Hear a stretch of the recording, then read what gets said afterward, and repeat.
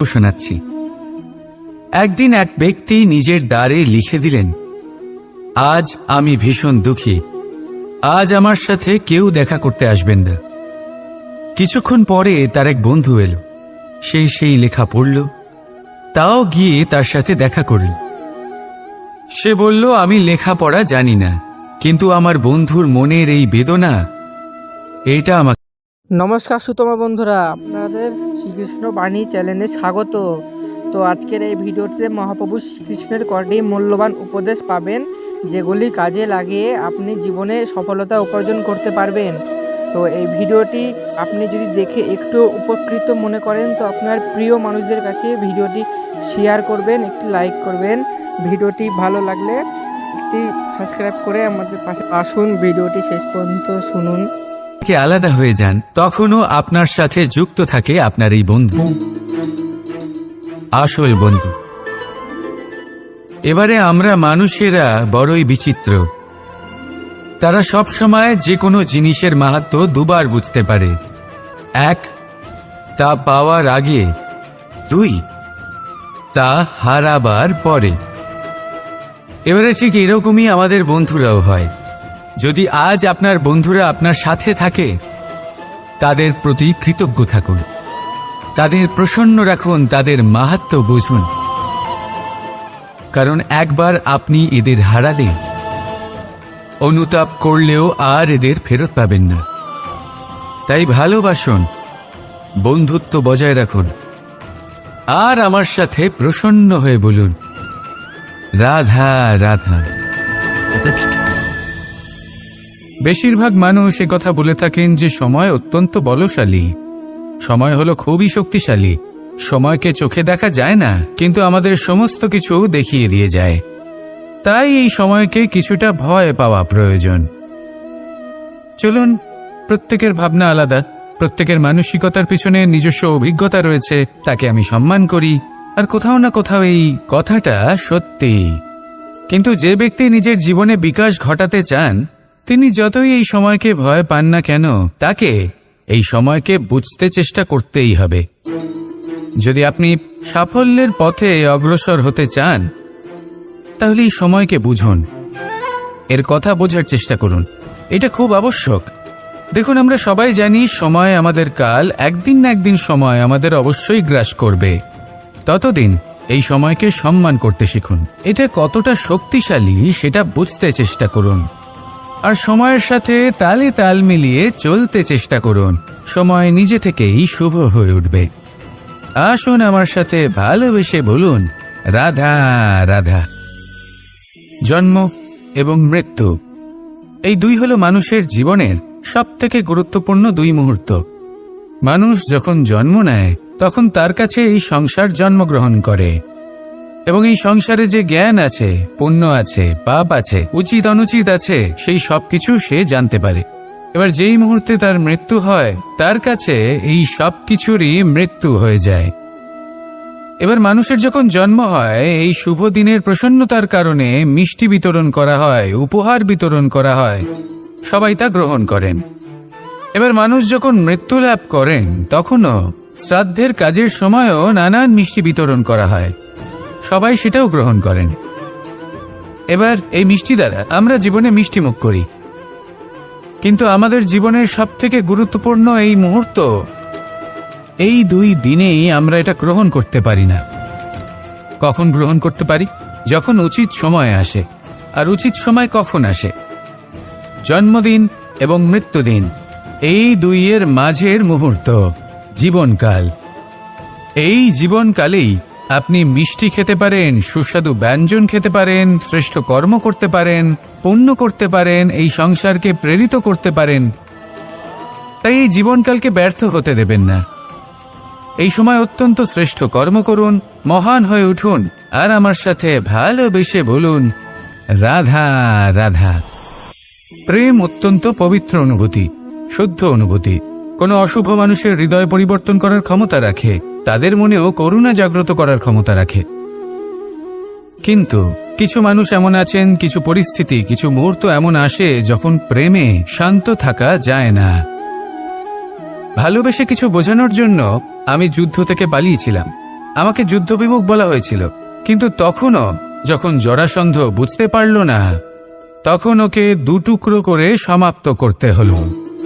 প্রেমপূর্বক মৈত্রীর প্রস্তাব নিয়ে আমি হস্তিনাপুরে গিয়েছিলাম, কিন্তু যখন দুর্যোধনের অশুভ বুদ্ধি এটা বুঝতে পারল না, তখন আমাকে মহাভারত রচনা করতে হলো।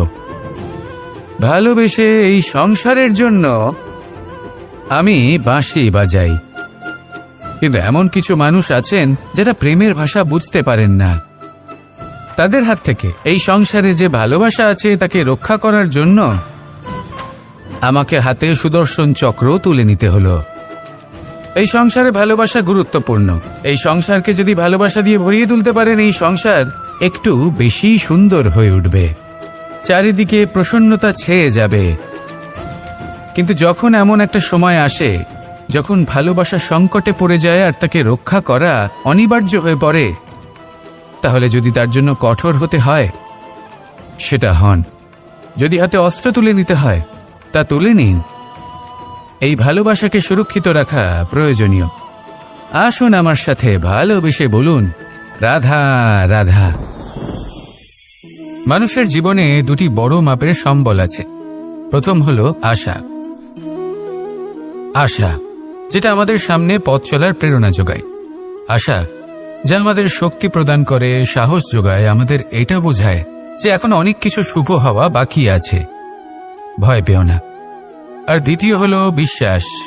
জীবনে যখনই আমরা কাউকে বিশ্বাস করি তখন একটা বিশেষ মাপের শক্তি অনুভব করি।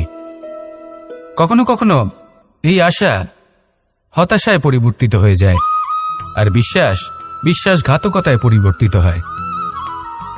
তখন কি করা যায়? তখন কি আপনি এটা বলবেন যে আশা করা অনুচিত, বিশ্বাসের অস্তিত্ব নেই? না, এটা কখনোই অনুচিত নয়। আপনি যদি কাউকে বিশ্বাস করেন আর সেই বিশ্বাস যদি সেই ব্যক্তি ভঙ্গ করে, তাহলেও এটা আপনার দোষ, কারণ আপনি সিদ্ধান্ত নিয়েছিলেন যে আপনি সেই ব্যক্তির ওপর বিশ্বাস করবেন। আপনার সিদ্ধান্তে দোষ ছিল, আপনার ভাগ্যে নয়। কিন্তু ধরুন এমন একটা পরিস্থিতি এলো, তখন কি করা উচিত? আশা করুন তাদের থেকে যারা আপনার থেকে বড়, আর বিশ্বাস করুন তাদের যারা আপনার সমতুল্য। আশা করতে হলে ঈশ্বরের কাছে করুন যে আমি জীবনে যা কিছুই করছি, যে কর্ম করছি, যাকে বিশ্বাস করছি, তারা আমার সাথে যেন কোনো অনুচিত না করেন। আমি শুধু এটাই আশা করব। আর বিশ্বাস অন্য কারোর উপর করার আগে নিজের উপর করুন, কারণ সত্যি বলতে আপনি নিজেকে কখনোই ঠকাবেন না, তাই না? আসুন আমার সাথে ভালোবেসে বলুন, রাধা রাধা। এই নিম পাতাকে দেখুন, ওর কিন্তু অনেকগুলো গুণ আছে। অনেক অসুখের নিরাময়ের জন্য এই নিম ঔষধ হিসেবে ব্যবহৃত হয়। এটা এই পরিবেশের জন্যও ভালো, আমাদের শরীরের জন্যও ভালো। কিন্তু যখন এটা চেখে দেখবেন তখন বুঝতে পারবেন এই নিম পাতা খুব তেতো। এবার এই যে নিম পাতার স্বাদ তেতো, সেটা কি খারাপ ব্যাপার? তেতো স্বাদ হওয়া কি খারাপ ব্যাপার? দেখুন, নিম পাতার স্বাদ তেতো, তাতে ওর কোনো দোষ নেই। ঠিক সেভাবেই আমের স্বাদ মিষ্টি, তাতে আমের কোনো মাহাত্ম্য নেই। কে নির্ধারণ করে যে কোনটা মিষ্টি আর কোনটা তেতো? জিহ্বা। আমাদের জিহ্বা আমাদের বুঝিয়ে দেয় যে কোনটা মিষ্টি আর কোনটা তেতো, আর আমাদের এই জিহ্বার মিষ্টি পছন্দ। ঠিক সেভাবেই যদি আপনি নিমের মতো হন, আপনার মধ্যে অনেক ভালো গুণ আছে, আপনি জানেন, আপনি সৎকর্ম করতে চান আর করতেই থাকছেন, কিন্তু এমন কোনো ব্যক্তি আছেন যে আপনাকে ঠিক বুঝে উঠতে পারছেন না, কোনো ব্যক্তি হয়তো আপনাকে ততটা সম্মান করছে না, তাহলে এতে আপনার কোনো দোষ নেই। আপনি নিজের কর্ম করতে থাকুন। যদি সমস্যা বা দোষ কিছুতে থাকে তাহলে সেই ব্যক্তির পরখ করার ক্ষমতায় আছে। আপনি শুধু নিজেকে বিকাশের পথে নিয়ে যান, সৎকর্ম করুন আর আমার সাথে ভালোবেসে বলুন, রাধা রাধা। সংসারে সকলের মনে বাসনা থাকে তারা যেন ধন অর্জন করতে পারেন। সবাই তার জন্য চেষ্টাও করেন। একটি অত্যন্ত ছোট শিশুও যখন সে কোনো উপহার পায়, তার থেকে সে অবশিষ্ট ধন সঞ্চয় করতে চেষ্টা করে, কারণ আমরা ভাবি যে সংগ্রহ করলে আমরা ধনী হয়ে উঠতে পারবো, ধনবান হয়ে উঠতে পারবো। এবার এটাই কিন্তু গুণের ক্ষেত্রেও প্রযোজ্য। যদি আপনারা জীবনে গুণবান হতে চান তবে সংগ্রহ করার কোনো প্রশ্নই নেই। আপনাকে শুধু সম্পত্তি খরচ করতে হবে। আমি ধনের কথা বলছি না, আমি এই সংসারের সবথেকে মূল্যবান সম্পত্তির কথা বলছি, সেটা হলো সময়। গুণবান হওয়ার জন্য আপনাকে শুধু সময় খরচ করতে হবে, অর্থাৎ প্রত্যেক মুহূর্তে সদ্ব্যবহার করতে হবে, আর তাও উচিত প্রকারে। যদি এই কাজ আপনি করতে পারেন তাহলে আপনা থেকেই গুণবান হয়ে উঠবেন। আর একবার যদি গুণবান হয়ে উঠতে পারেন তাহলে ধনবানও হতে বেশি সময় লাগবে না। সেই জন্য জীবনে গুণ অর্জন করুন, সময়ের সদ্ব্যবহার করুন, আর আমার সাথে ভালোবেসে বলুন রাধা রাধা।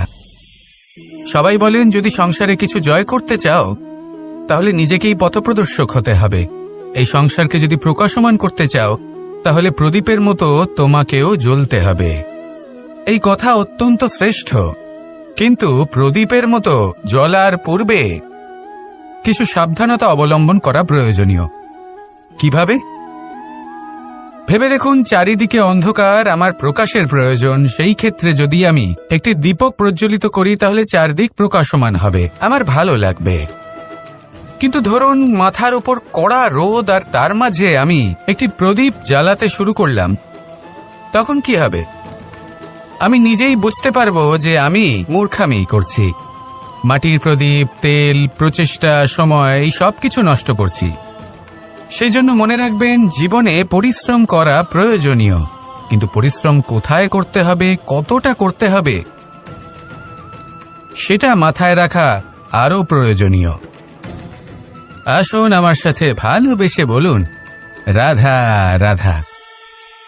জীবনের আরম্ভ থেকে জীবনের শেষ পর্যন্ত হলো একটা যাত্রা, আর এই যে যাত্রা, সেই যাত্রাপথের মাঝেও আমরা অনেক নতুন যাত্রা নির্ধারিত করি, অন্য অনেক লক্ষ্য লাভ করি। এবার প্রশ্ন হলো যে লক্ষ্য বেশি গুরুত্বপূর্ণ নাকি যাত্রা? কেউ বলবে লক্ষ্য বেশি গুরুত্বপূর্ণ, কারণ তার জন্যই আমরা এই যাত্রা স্থির করি। কেউ বলবে যাত্রা বেশি গুরুত্বপূর্ণ, কারণ এই যাত্রাপথে চলতে চলতে আমরা অনেকগুলো শিক্ষা লাভ করি, কর্ম করার জন্য অনেক দিশা খুঁজে পাই।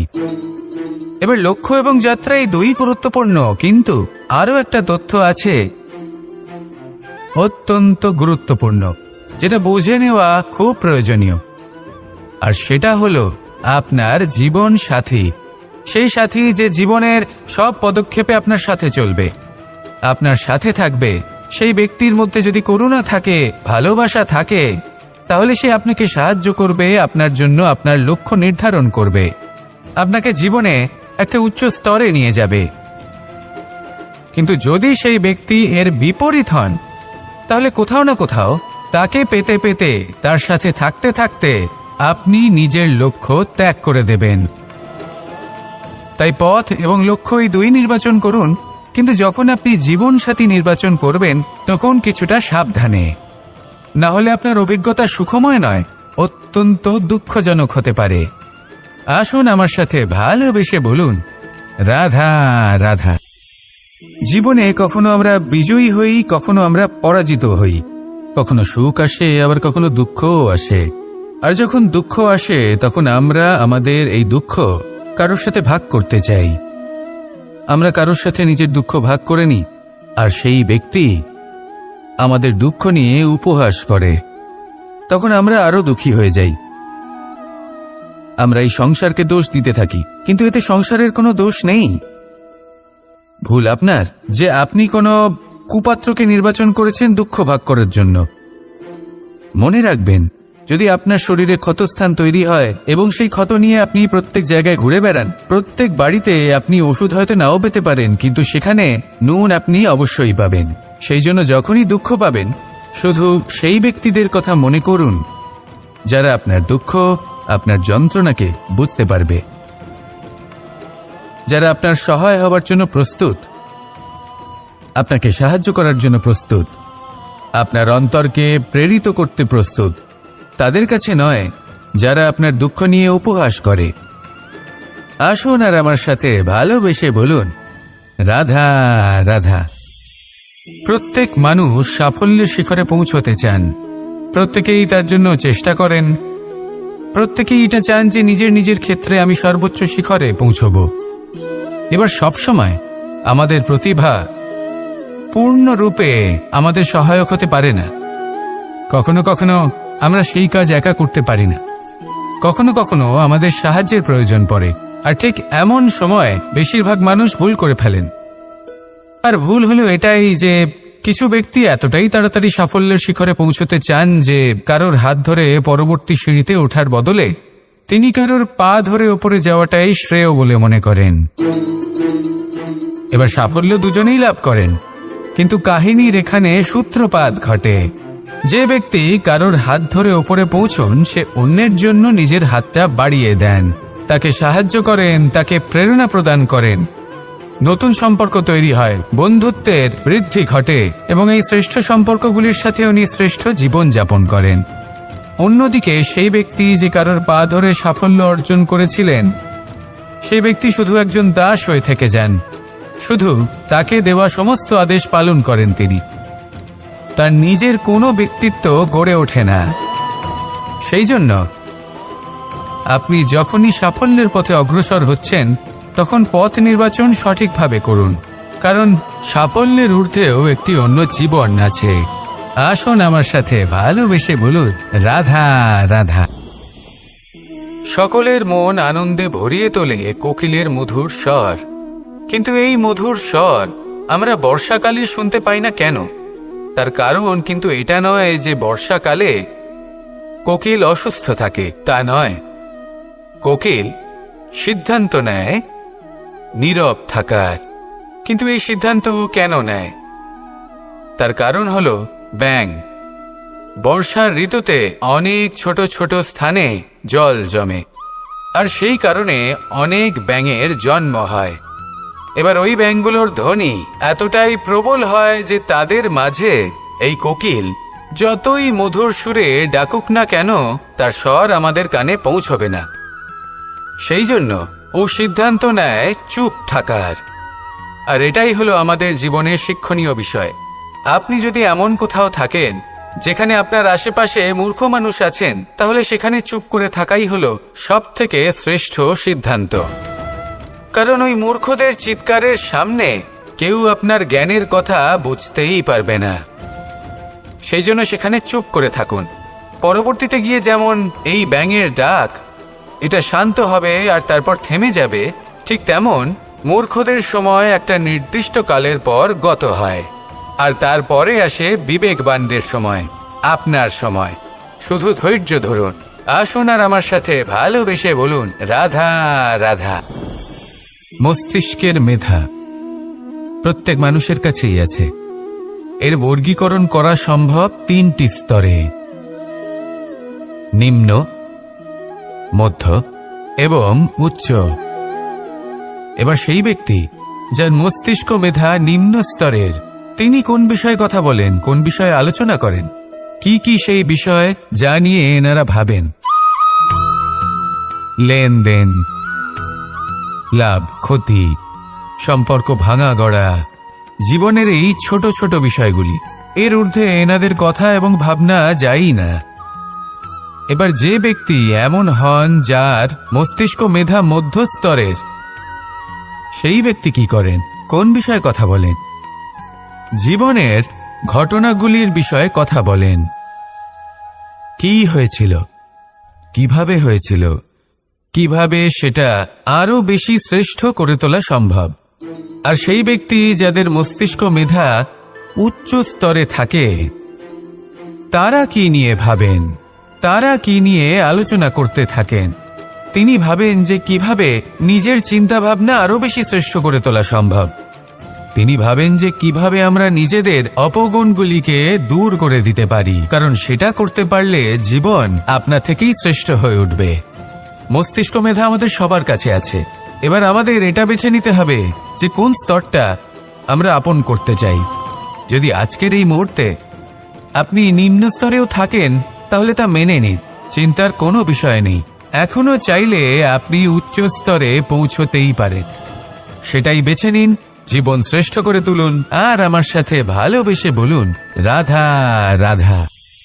অত্যন্ত শ্রেষ্ঠ একটা কথা আছে, যদি একটা দরজা বন্ধ হয় তাহলে ঈশ্বর নিজে আমাদের জন্য আরেকটা দরজা খুলে দেন। কিন্তু কিছু মানুষ আছেন যারা এটা ভাবেন যে আমার সাথে তো এরকম হলোই না, আমাদের জন্য তো কোনো নতুন দরজা খুলল না, কোনো নতুন পথ আমরা খুঁজে পেলাম না। সেই বিষয়ে আমরা চিন্তা করি, দুঃখ পাই যে এরকম কেন হলো। কখনো কখনো নতুন দরজা উন্মুক্ত হয়, কিন্তু পুরনো যে বন্ধ দরজা আছে তার সামনেই আমরা দুঃখী হয়ে বসে থাকি, আর এমন ভাবে বসে থাকি যে নতুন দরজার দিকে আমাদের চোখই যায় না। কখনো কখনো ঈশ্বর জেনে শুনেই আমাদের জন্য নতুন দরজা, নতুন পথ উন্মুক্ত করেন না, কারণ তিনি চান যে আমরা যেন পরিশ্রম করি, কর্ম করি, নিজেকে আরো বেশি শ্রেষ্ঠ করে তুলি, সক্ষম হই, আর নিজের পথ আমরা নিজেই খুঁজে নিই। কখনো কখনো এমনও হয় যে ঈশ্বর চান যে আমরা যেন সেই পথে চলতে শুরু করে দিই। ভবিষ্যতে গিয়ে ঈশ্বর আমাদের সবকিছুই প্রদান করেন। মনে রাখবেন, যে ব্যক্তি নিজের বাড়িতে এসে নিজের দুঃখ নিয়ে বিলাপ করতে থাকেন, সুখ তার দরজায় পৌঁছে